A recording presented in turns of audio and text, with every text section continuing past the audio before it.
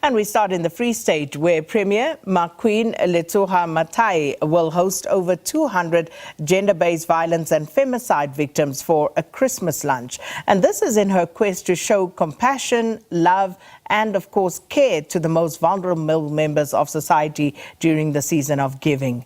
The Premier will be hosting this semi-formal gathering in collaboration with the Department of Social Development, who are the custodian of the program. Let's cross now to SABC News reporter Aphumelele Mdlalane for more.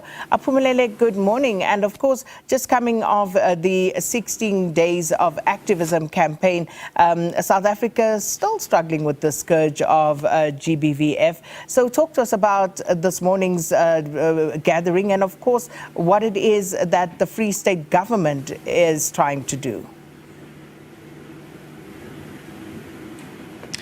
Well, Sakina, one would say this is one of those important engagements that needs to be done by the Free State government, given that they've been, of course, vocal about the issue of gender-based violence in the province. And we do have cases whereby about 9 women died in the hands of their partners. We've seen a scourge of gender-based violence throughout. One would say the statistics this year are quite high, and there are those cases that has not been resolved. But I just want now to talk to the Premier of the Free State. Thank you so much, Mama. You have decided to host the survivors, the importance thereof.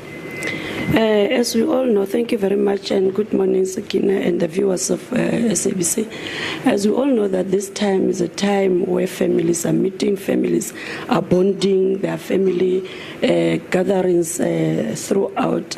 And in some of these families, there'll always be that seat that is unoccupied. And we are just trying to, as a caring government, just to ease the pain. Not that we know that it's not easy to totally for families to forget about their family members that they lost due to GBV. But we are just saying, during this time of Christmas, what is that you can do? Can't we just share the pain with them, be with them, have a lunch? Because remember, some of these victims were actually breadwinners. As you recall, there was a teacher of Letsoha here, a lot of them who lost. There was another lady who used to work at the port, the Val. It was called Bloom Water by then, and so on.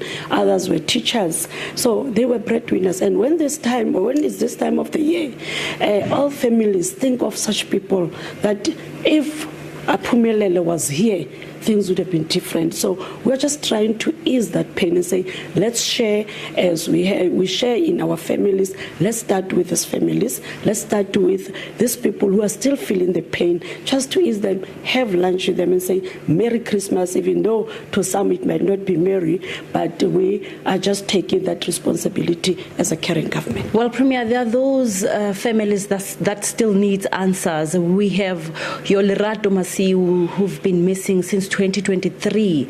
It's a sensitive matter, but you have to say something as government of the Free State in terms of making sure that you are supporting these people. Of course, Aphumelele, this is what the SABC is doing. They are working hard, because every now and then the PC here really updates me on these issues, on these cases. Because remember, somewhere you'll find that there was something that might link people, but when you go beyond that, you find that they found a body somewhere, but this body is not what we were looking for.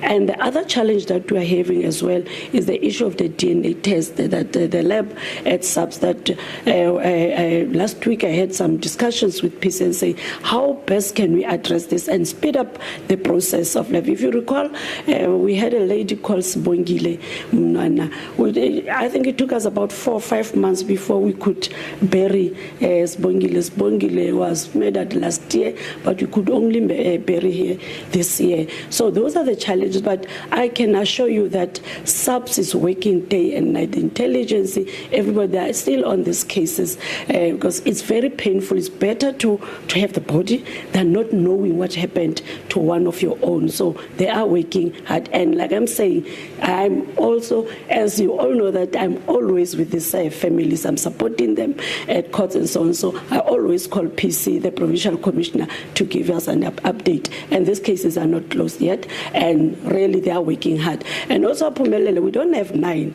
We are close to 40 in the Free State, the victims. If you recall, I had an event in Virginia where we had a roll call of these victims. It's very, very painful in the Free State. There is other the problem that Mangaung was the highest in terms of the GBV, but generally in the province, really the situation is not looking well. So we are working hard. Hence, since last year we've been on the campaign. The Free State did not start 16 days now in December. Okay, let's leave it here for now, Premier. Yes. Yeah. We've heard Sakina from the Premier saying that the number is quite high, staggering, and they are saying they are doing all they can to make sure that the survivors get sufficient support as enough. It's back to you. Thanks, Aphumelele, and that's where we'll leave that story in the Free State.